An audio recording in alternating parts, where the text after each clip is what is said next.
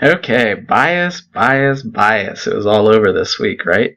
Um, so many types of bias, and really the idea isn't to know each specific type by name, because sometimes researchers are called different ones, different names, sometimes there's overlap.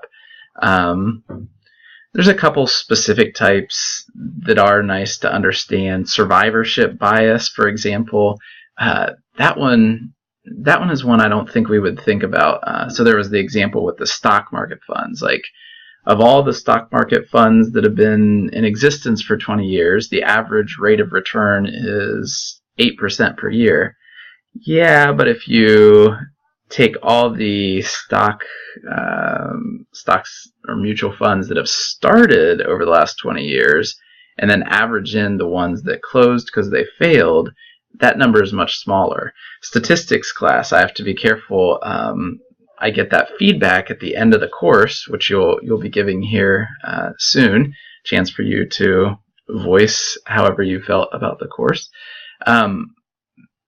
But one of the problems is if I just rely on that feedback, I don't know about what students thought who didn't successfully complete the course, and that's really important information, right, for changing and making the course more user-friendly. But in general, it's not necessarily knowing the specific bias, it's being able to sense what potential room for error there is in any given study and how serious it is. For example, sampling bias, we're going to have that in virtually every study, even if we do random sampling. Now, granted, it's probably going to be less most of the time when we do random sampling, but a sample is never going to be an absolutely true picture of the population. Other things, like the confirmation bias, self-selection bias, some of these things we can control a little more by how well we design an experiment. Certainly not like the survey you saw with the Parks and Recreation clip. Confirmation bias is one that I do think is really interesting because we all do it, right? It's something we do, and some of us are more aware of this idea that we want to grab data that supports the beliefs we already have, especially as we get older. In our 20s, we might be a little more open to, open to new views, new opinions, beliefs. As we get older and older, we've already selected the right ones, right? So we don't need to open ourselves to all the other trash. I'm being sarcastic to an extent.